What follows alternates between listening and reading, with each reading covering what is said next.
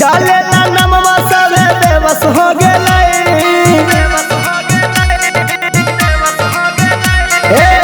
डालेला नमवा सबे बेबस हो गेलै। के रात में माला वाली फेमस हो गेलै। के रात में माला वाली फेमस हो गेलै। सबके दिलवा में से बस हो गेलै। सबके दिलवा में से बस हो गेलै। के रात में माला वाली फेमस हो गेलै। के रात में माला वाली फेमस हो गेलै।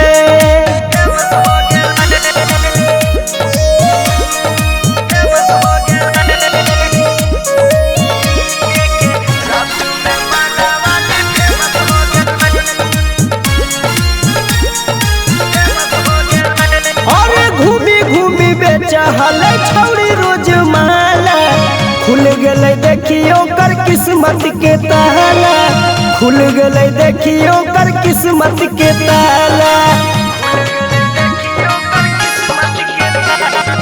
आँख है नसीली ओकर बोली है कई मीठा। बेचो है कई छौड़ी रुद्राक्ष और रीठा। एग्जाम के जैसन सिलेबस हो गेलै। के रात में माला वाली फेमस हो गेलै। के रात में माला वाली फेमस हो गेलै। मीडियन सब मिले लागी बेबस हो गेलै।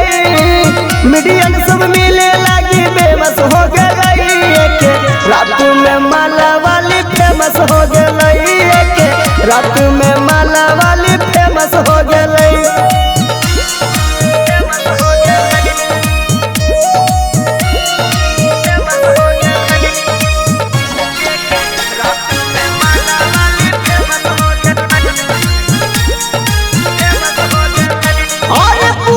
प्रयागराज में चले ओकर चर्चा।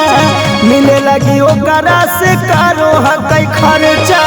मिले लगी ओकरा से कारो हकै खर्चा।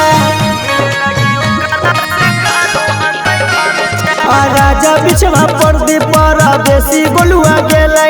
आ देखिए के आँखों पर मोहन डोल गेलै। मोनालिसा के नाम सब लेवस हो गेलै। के रात में माला वाली फेमस हो गेलै। के रात में माला वाली फेमस हो गेलै।